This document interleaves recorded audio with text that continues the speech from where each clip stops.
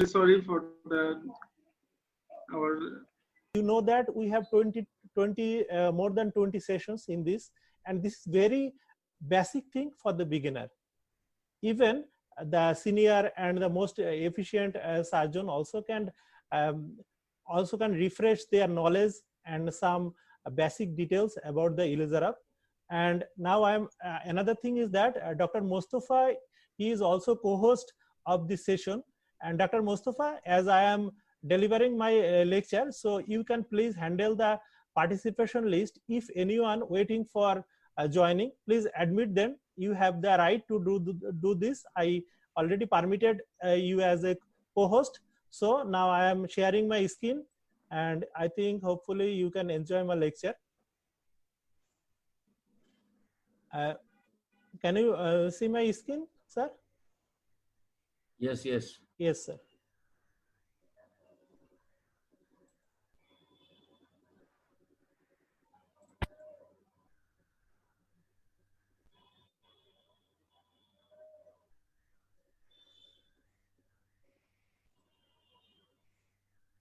Okay, sir.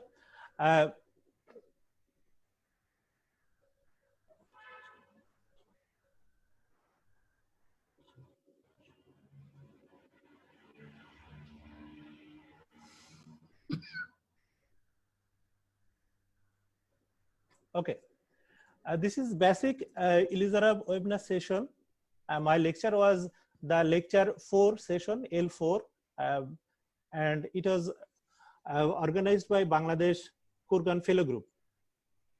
And my lecture was a pending lecture. It was supposed to be delivered in 21st May of this month. You know that the natural condition and the cyclone Amphan condition in our coastal area. So it was postponed so that everyone can connect it and you can enjoy the link so that the internet supply cannot be disrupted. So my topics is rods, telescoping rod, oblique support, slotted rod, hinge, and universal hinge. And you know that we have divided our Ilizarab apparatus into 4 parts. Already 3 parts is delivered by my respected colleagues very nicely. And so I am going to my presentation, and it is the last part from the apparatus group. And always I am thankful to one man, Professor Mofakkarul Bari. He is my mentor, and everything, the knowledge and all the thing I gathered from him.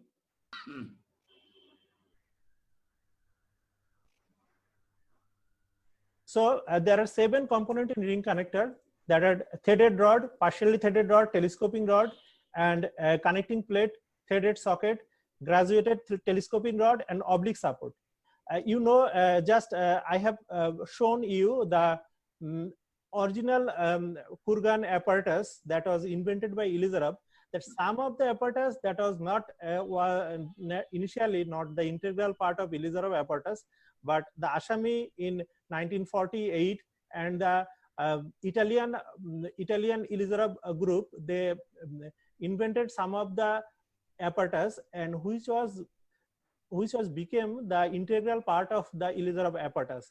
So that apparatus was the graduated telescoping rod, then oblique support. And from my previous lecture, you know that the Italian arch also a integral part of the basic Ilizarab apparatus. It is also invented by the Italian group, and it was adopted as a Ilizarab apparatus later on. So the rods and telescoping rods, the both you know that the rods are very important aspect, important component of Ilizarab set. And basically, if I said that the rods are one of the beauty of the Ilizarab system, because if we don't have the rod, we cannot give the distraction and compression. If we cannot give the distraction, then the principle of the Ilizarab, the biological principle of osteosynthesis, that cannot happen so nicely. So rods play a very vital role in the Ilizarab system. And what are the types of rods that can be? The threaded rods can be plain one, that is fully threaded or partially threaded. It can be slotted and it can be cannulated one. So threaded rods. And I am very much interested for searching some mechanical communication language by which the mechanical engineers used to symbolize their rods and other things. You may everyone know that M6 is the mechanical name of the rods that used in the Elizarov apparatus. Why this is M6? Because the diameter is 6 millimeters, and it can be we can have this in different length also. I do not want to go through all the lengths because it is very much customized and you can have all the length. But one thing is mentioned that when the rod is 150 to 200 millimeter of length, then it usually loses its internal strength to resist the bending and other axial protection. So in that situation, we have to use the threaded rod. We have to use the telescoping rod. So please keep in mind that when the ring distance is more than 150 or 200 millimeter, then we should use the telescoping rod. Sir, you be very happy to know that so far our participant is 33, even though there are some technical issue. And you know that I am very much meticulous about measuring all the Russian implants and our replica implants. And the rod strength is a very important thing for ring stability. Usually the original Russian rods are accurately 6 millimeter. But in our settings, especially I am mentioning what we found in my country, that usually that rods are hardware rods, usually 40 inch in length, and we cut short and different length so that we can use it in the Elizarov. But none of the rods I measured several times, I did not get that rods are adequately the 6 millimeter in diameter. So definitely when the rods is 6 millimeter diameter, and it is very much stout, and it's protect the frame from bending and also distribute the load very evenly. So biomechanically 4 rods provides greater protection. So how many rods we should put in our ring? And I have shown in our previous lecture some of the biomechanical tips. I also want to repeat here, because if you recapitulate, if you recycle your knowledge more and more times, then you can learn and you can every details of the Elizarov things, because without practicing you cannot be a perfect Elizarov surgeon.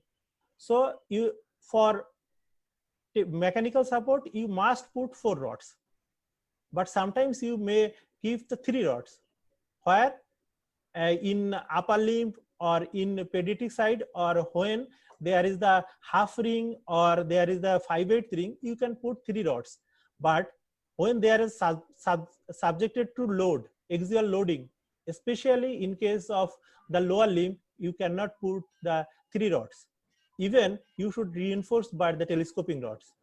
And one important thing I already mentioned you, that the distance between the 2 neighboring rings must not greater than the diameter of a ring. And other sense, I have told you that the distance, if the distance is more than 150 millimeter, you should use the telescoping rod. So these things you should keep in mind during the frame assembly. And rod biomechanics, I shall refer you to the, please go to my lecture 2 session. It is very available in the YouTube also. And I mentioned you earlier that a rod is a heart of Elizarov system. You can give it can be a compression tools, it can be a destruction tools, and even in case of wire tensioning, it can be a tensioner role. And Elizarov, the initial stage, that the tensioning of all the wires is very much crucial. Elizarov principle is that you should maintain the tension of the wires from first to last in the same manner. Otherwise you cannot get the good result. So how can a rod be a tensioner? And I have searched in the Elizarov books that he advised that if you give 0.5 to 1 millimeter distraction in a frame, not otherwise indicated, in 2 or 3 weekly, then the tension itself can cause the retensioning of the wires.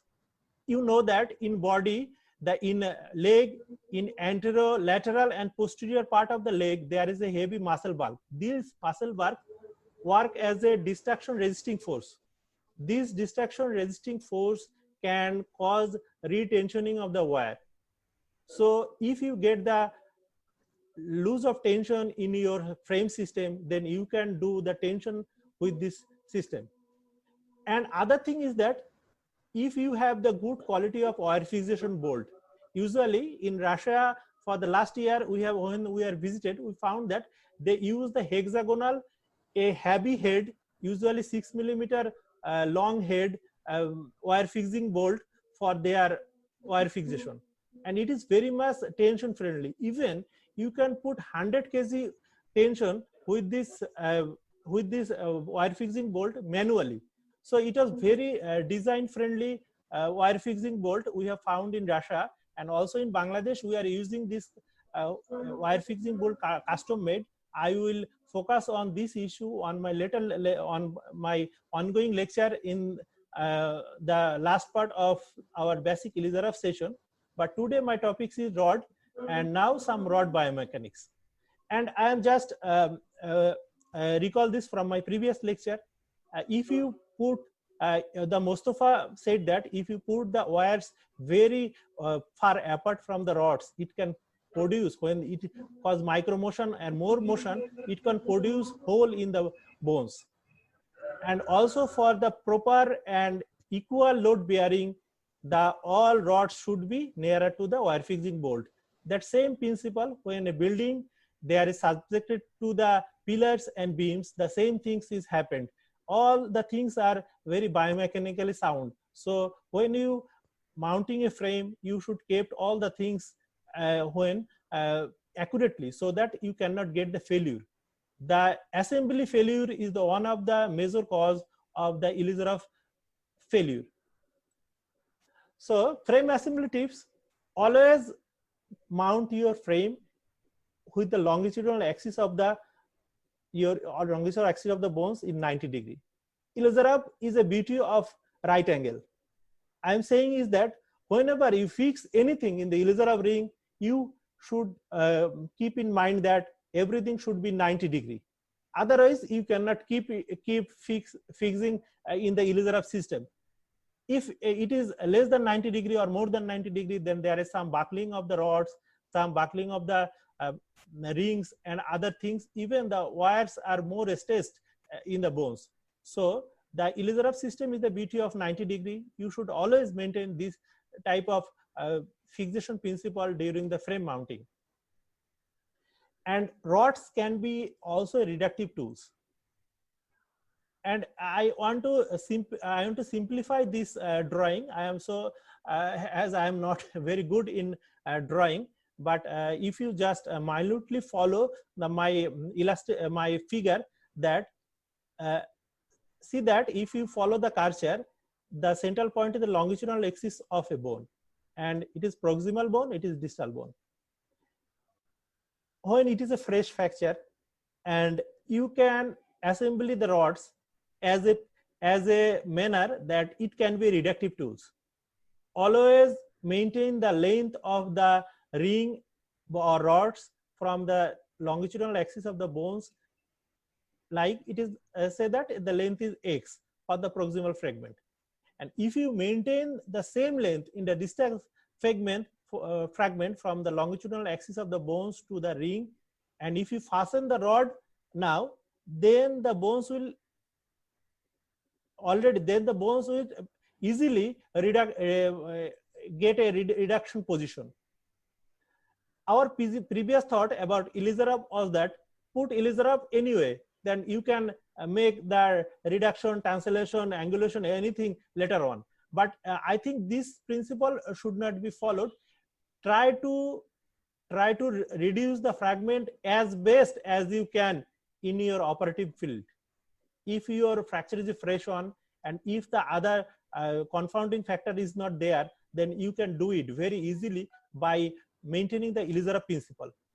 So the basic principle is that always keep the long axis of the bones same distance, both in the distal fragment and proximal fragment, same distance, so that the reduction is very easy by a rod. And other thing is that I already told you that always Elizarov is a game of 90 degree, but sometimes if you want to put the rods in a little bit angle position, you know that Elizarov ring has the 8 millimeter hole and the rod is 6 millimeter. So this 2 millimeter of hole allow you to angulate a some distance, and it is very much helpful for my implant because my implant, all the rings hole are not collinear.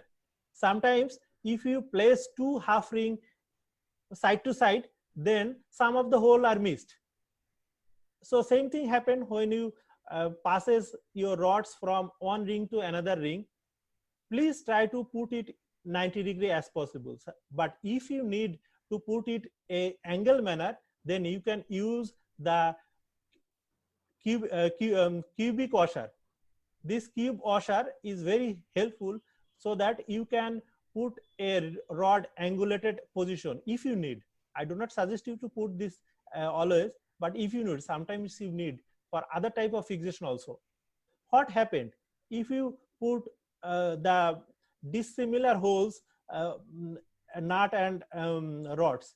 Sometimes when you tighten the rod and tighten rod and nut in a ring, you know that Elizarov is always maintain the 90 degree angle. The rod and ring interface is 90 degree, and another rod and ring interface is also 90 degree. So usually all the rods are bended. You frequently encounter during your clinical practice this type of rod bending is very obvious. Usually when something still is bended, it will produce a static energy in this system. This static energy sometimes cause the displacement of bone fragment. So not to tie anything that is not a natural position. Always tighten anything or tie a wires in a position that it used to be. Use washers and other things. Use good spacing hole on a ring so that you can have a good amount of fixation and good stable and biomechanical principle oriented fixation. And now one thing I want to mention that Dr. Mostofa already beautifully presented the nut. I want to give you one tips that don't use 3 millimeter nuts. Always use 5 to 6 millimeter. In Elizarov system, M6 nut can be 3 millimeter in height, 5 millimeter or 6 millimeter. I suggest at least use the 5 millimeter one, because the 3 millimeter wide, the nut usually slips in your spanner, and one time it slips, the edges of the hexagon is usually blurred.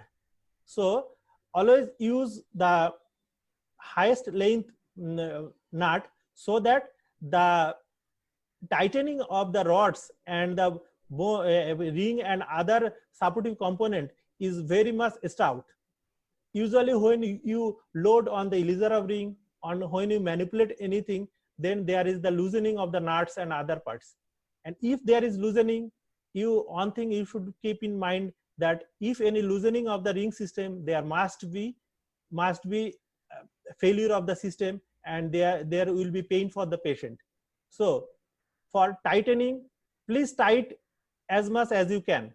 Usually some parts of the world, they use the torque range. The torque range is that when you put the adequate torque, adequate tightening torque in your nut, then there is a click sound and you can have, it is okay. So there is no further tightening is needed. Usually when in Elizarov system, you need 10 to 12 Newton meter torque. So if you use this type of torque screwdriver, okay, it is good. But if you don't have, use a big size of nut and have the right tightening as much as you can. And also teach your patient that you should check your nuts and other things every day after the loading especially.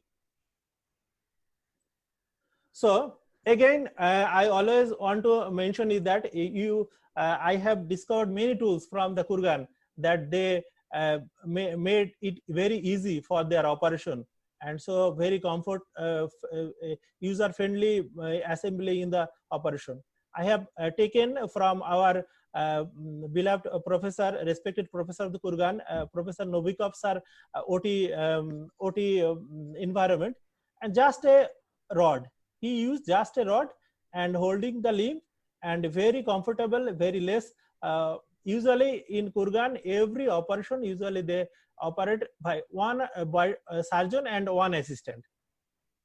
So you can have all this type of assembly very easily on your hand during your frame mounting, and you can use it in your operation.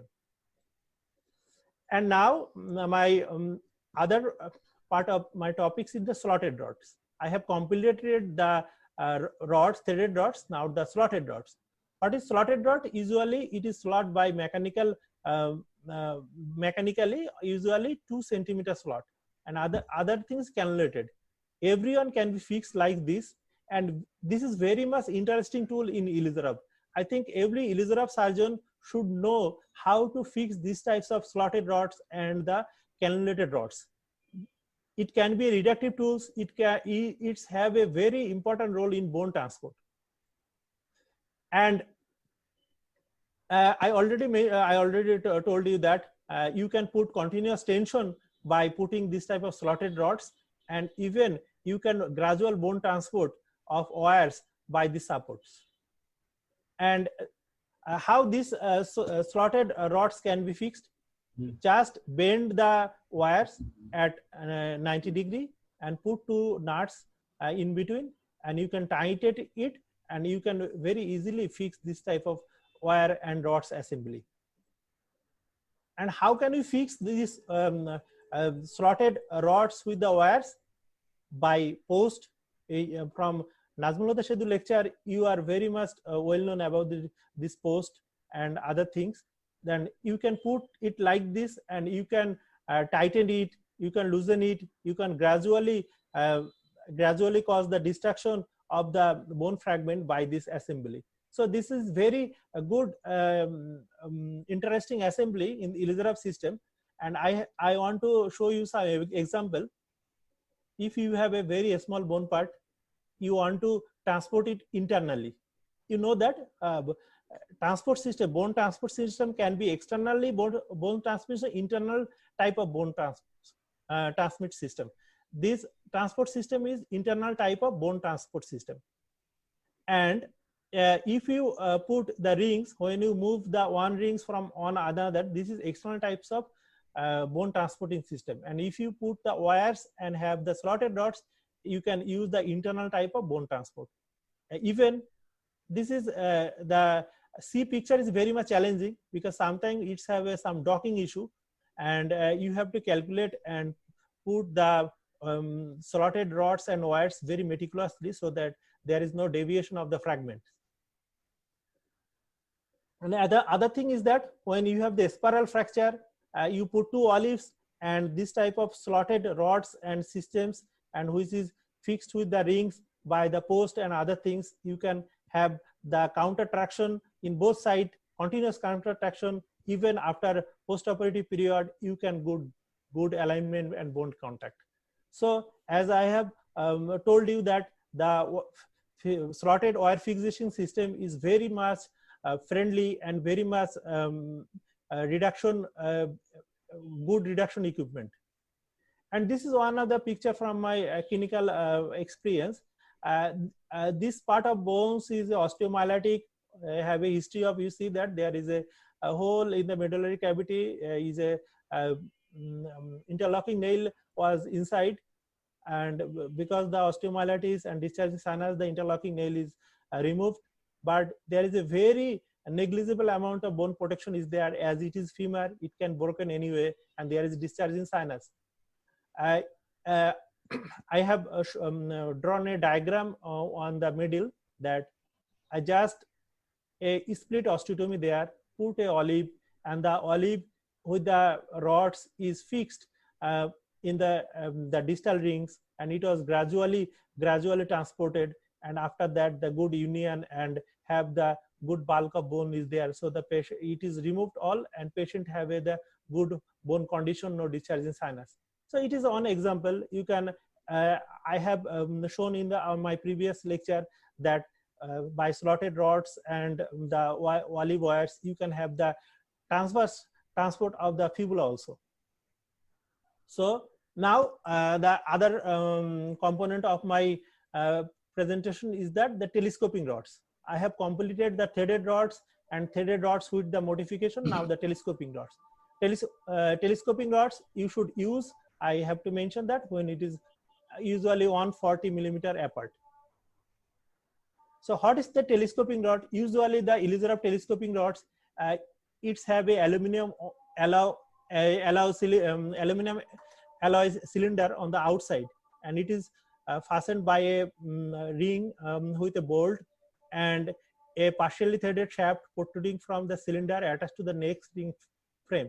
The rods may be 100 millimeter, 150 millimeters, and you can customize your size. What is the figure of that? This is the aluminum cylinder, and this rod, this nut is for tightening with the rods. And one thing you mentioned, that if it is partially threaded, then it is better.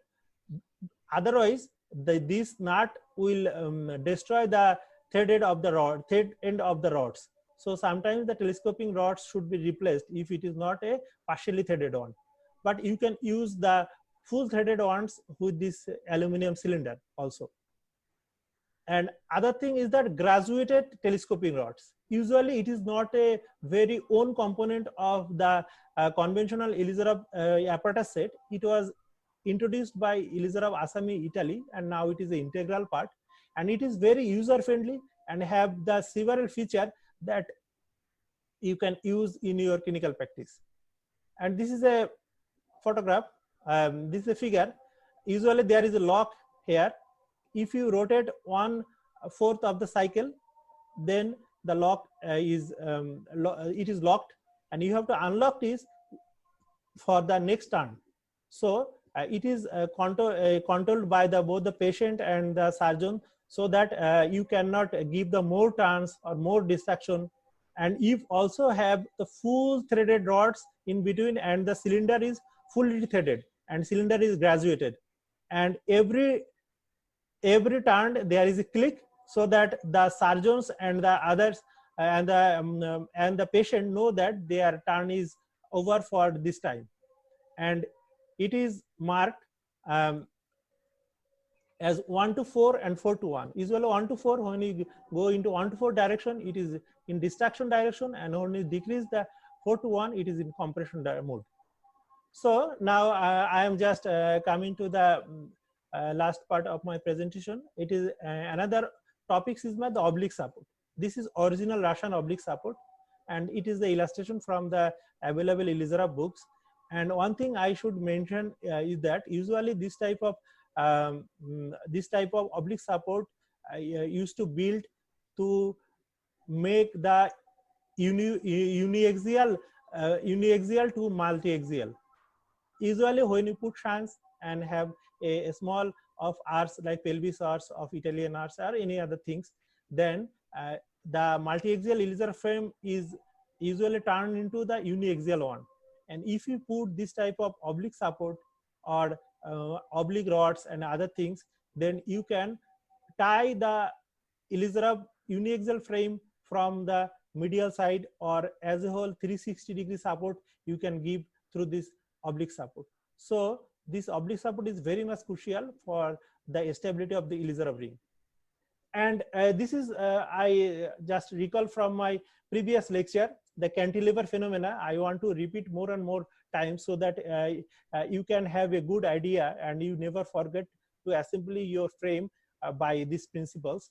That cantilever, when you put more weight on the end of a cantilever, the beam, then the pillar will fail. So be careful in mind. Don't make a cantilever thing in Elizarab, because in Elizarab is a beauty of multi-axial fixator. Don't make it uniaxial. If you put the shank spin and other things, just put this type of medial blocking connecting rods, and I have just mentioned the oblique support, so that your frame assembly is a stout on, and it is axially stable and have the less pain for the patient and good type of. And one thing is that what will happen when there is no stability in your system. If you have this type of less stability, then the bony tissue will change into cartilaginous and then fibrous tissue, and there will end up with non-union. So stability of the frame and controlled micromotion is very much crucial for Elizarab ring assembly. And now the other part is the hinge and universal hinge. Today I will not go through details where we have to put the hinge and why, when in consideration deformity, because you know that my Professor Bari sir have a lecture of deformity part 1 lecture, where he will show us about what is normal, what is abnormal and other things, and I will show you all the other hints of the hinge placement in accordance to the deformity in the later on topics. What is the morphological criteria of a hinge? Hinge usually is the component of a male post, but it is modified, and a female post. This is male post, female post, but the thickness is less than the as usual male post. Usually as usual male post is 5 to 6 millimeter in thickness, but this is usually 4 millimeter. And the only one hole, usually this hole is little bit distance from this type of neck. Usually this shaft is 20 millimeter of long, so that the other part of the hinge component get a good range of movement. You can manipulate. Sometimes in my country or other parts of the world, I may not sure, they have manufactured the hinge so that the hinge, one end of the hinge blocked by the other this neck of the hinge. So you should keep in mind that hinge should be freely movable. Otherwise, it will not allow you proper deformity correction. And today I just only focus your attention on a very simple thing. If you assemble 2 hinges, you can get uniaxial hinge. If you assembly or mounting 3 hinges together, 3 components together, you can get the biaxial hinge.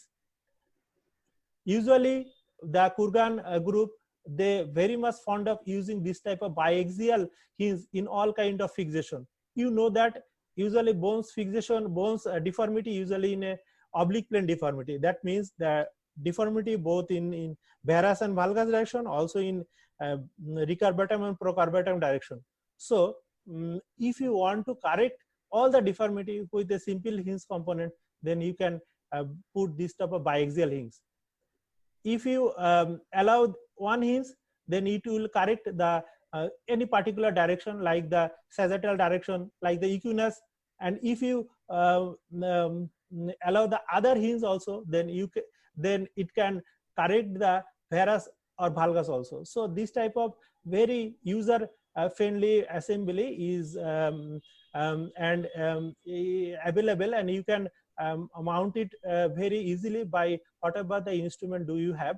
And this biaxial hinge is very much crucial for deformity correction. And some clinical photograph for using biaxial hinge. This is a deformity in the tibia. It was collected from the Kurgan Center. They use the biaxial hinge. The one post is there, other post is there, the third post is there, so that you can correct both the anterior posterior deformity and the medial lateral deformity. So biaxial hinge is very much user friendly, and every Elizarab surgeon should know about the use of this biaxial hinge. This is another example. Biaxial hinge in a ankle deformity of a patient, and it is very nicely fitted in a pediatric patient also. And I want to go, do not want to go to this type of hinge placement. What is the angle of deformity, apex of angulation? It will be covered by our next lecture as well. And please be with us so that you can enjoy all the things. Every time I want to mention that this is very basic Elizarov session. You can get many important tips from this basic Elizarov session. And this universal hinge, usually I have not seen any universal hinge in Kurgan Center. Even my clinical practice, I do not use this universal hinge, but some part of the country they use the universal hinge. What is the use of universal hinge? Universal hinge can move any direction, and you can decrease the bulk of your fixation. Sometimes putting 3, 4, or many of the posts increase the bulk of the fixation and weight also fixation. Then you can use these handy tools, and usually it is very costly. Universal hinge is usually costly one in comparison to the the manual, the uniaxial, biaxial, or the hinge assembly. And now I am in the last part of my presentation, is that I want to give you some basic knowledge about the center of rotation and placement of uniaxial hinges. It is very much important because many time we do not know where is put a hinge in our joints. So it is very easy, and you can put when there is some deformity issue related to the joints. And ankle, what is the center of rotation of ankle? There are some several points that you know that tibia, the medial malleus is less length than the lateral malleus, and usually the line connecting the medial and lateral malleus, usually the center of rotation of the ankle. In radiograph, if you see the lateral process of the talus, even the tip of the lateral malleolus, usually it coincides with the lateral process of the talus. And if you put one hinge in the medial malleolus level and other hinge on the lateral malleolus level, then it will work as a center of rotation of the ankle. And here is the another, I have taken this from Dorpele books, deformity correction books, how the talus work as a cone and act as a center rotation of the ankle. And why it is important? If you put in the deformity correction of the ankle, like the equinus, equinovarus, and different multiplanar deformity is there. So you have to know where is the center of rotation of the ankle. Now I come to center of rotation of the knee. Why it is the center of rotation of the knee? In X-ray, one thing should maintain that in X-ray you must put both the condyles of the femur in a line, collinear, and then you measure the center of rotation of the knee. Otherwise, if you watch that there are two condyles in your X-ray lateral view, then it is not true lateral view by which you can identify the center of rotation of the knee. If you have the C-arm, and then you can identify the center of rotation very easily by putting a line or KOR from the posterior surface of the femur, and everyone you know that Blumenstadt line, and where it connect, usually this is roughly it is the center of rotation of the knee. And another thing you can identify, just put hinge randomly in the knee and take a movement of the knee joint where the hinges are placed. Usually it works as a center of rotation of the knee. If you go through the radiograph, you can accurately measure this, and manually you also can identify the center of rotation of the knee by just have a flexion extension movement by articulating the hinge loosely. And it is for the knee joint, it is very much important when you put the knee frame for contraction, for knee flexion contraction and other things. And what is about the hip? Usually hip is not a uniaxial joint. Usually it is a multi-axial or circumduction joint. So it is very difficult to put a uniaxial hinge in hip. So what is the reference point for putting the hinge in the hip? that is the joint orientation line. The joint orientation line passes from the center of the head to the tip of the gated trochanter. And if you have to put the destruction, any arthrodiastasis of the hip, you can put the hinges in this line. So as I told you that this is not a uniaxial biaxial joint, it is circumaxial joint. So usually this type of center with the hinge you will not work in case of hip. And now lastly, the elbow. The center of, where is the center of rotation of elbow? In X-ray, it is the center of the capitulum. If you in surface marking or bone marking, it is a little bit 4 to 8 degree just oblique to the connecting line of the lateral and medial malleolus. And if you put, if you want to correct the elbow contracture, you have to put the hinge in this direction.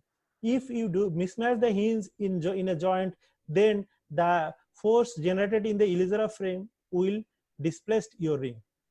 So this is very in a nutshell for the center of rotation of all the very important joint in the body. And I am in the last part of my session. And everyone, you know that you can enjoy more and more times this lecture in YouTube. In Iliozarov Clinic KUMC. KUMC means the Kushtia Medical College Hospital. I have a YouTube channel, so I am uploading this in my channel. And my lecture is the L6 lecture by Dr. Karmuzzaman, wire tensioning and tensioner and thermal necrosis. And you would be happy to know that the Ortho World, the Indian Orthopedics website, they want to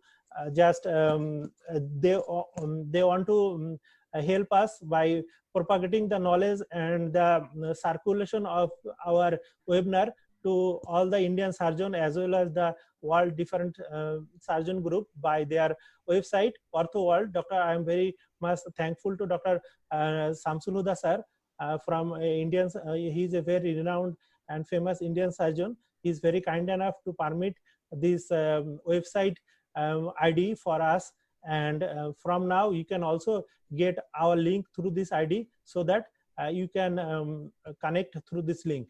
And also he promised me to upload our lecture in the Ortho World YouTube also, so that we can get a good number of surgeons and get connected many surgeons.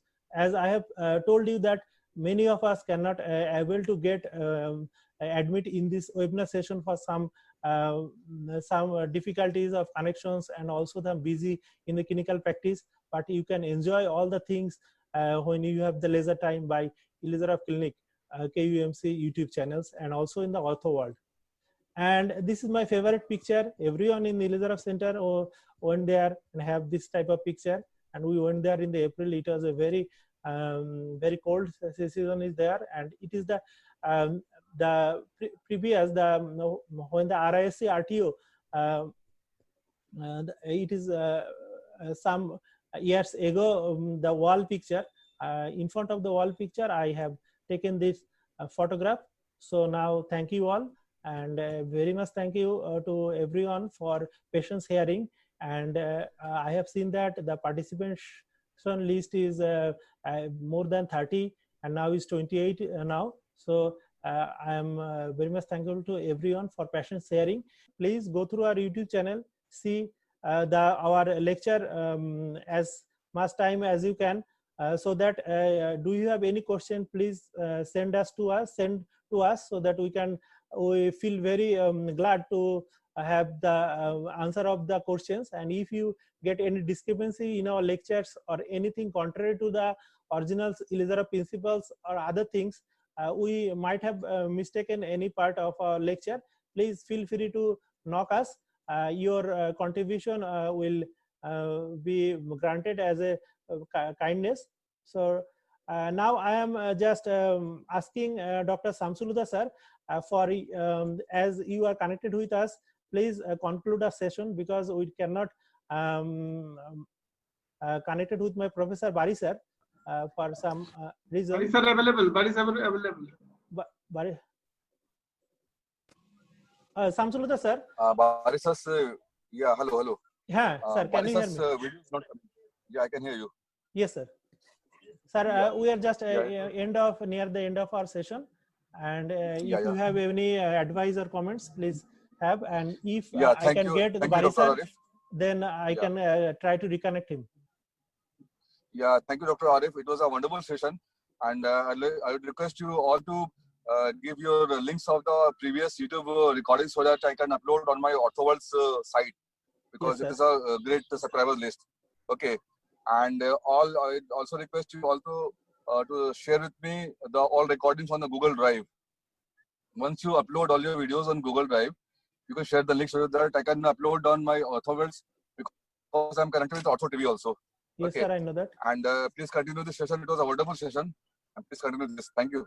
Thank to you, all sir. of you. Thank you, sir. I'm seeing that Bari sir is back. And Bari sir, I'm requesting you to please unmute your microphone. You can unmute from here also. You can do that from here also. Yes. Yes, sir. Bari sir already. Yeah. Sir, Can you hear? yes, sir. Thank you very much, Shamsuluda, and all the Yes, sir.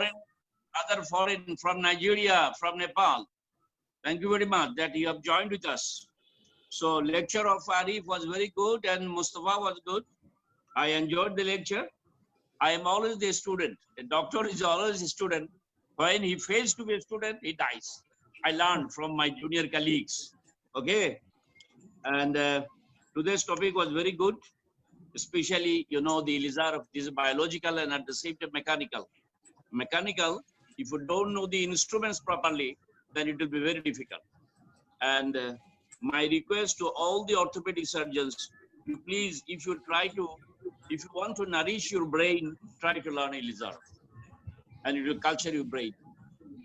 And everybody is telling, I don't know, Elizar is very difficult. Only the playing with wires. No, biological principle is a very big thing, philosophy. And Arif, you rightly mentioned everything, all the central rotation of the joints of the hip, elbow, even you should tell the wrist, knee, and ankle. These are very important things. And Elizarov is always the mathematical formula. It gives you always to think something, how you will proceed further. So we don't have time anymore. And from our group, that is Kurgan Fellow Group, I'd like to wish you all the best for all the time. Thank you very much. Thank you, sir, for your nice and inspiring speech. You are always inspiring, and for your juniors. So now I am concluding the session, and one thing I want to mention you that. Dr. Arif, Sorry, sir. yeah, I want to add one more thing, Dr. Arif. Yes, sir. From Please, your sir. next session, I'd like to offer live YouTube streaming of the session also. Thank you, sir. I will get you connected and have some technical details. I will share with you, sir. Sure. Thank you, sir. Thank you. Thank you, sir. Samsuluda sir is very kind to us and always very good friend of us. And we have a very wonderful time in Assamicon 2020 in Delhi, just before the Corona period. And I think it was the last phenomenous travel of our Bangladeshi fellows in Delhi. And the Assami Delhi organized, Assami India organized this very nicely. And I hope that Samsuluda sir and others, the faculties from the Delhi, always with us for continuous support and advice. And one thing I mentioned is that our next session will be very interesting. It will on the wire tensioning, the thermal necrosis, and the other wire techniques regarding the Elizarov. After that, we will go the other session. It is a very stepwise session, and we completed all the apparatus so far. So now I pray for everyone, please stay safe and come back to our next session, especially all the Nigerian friends, please keep connected. Many of the Nigerians are now connected in our web link now.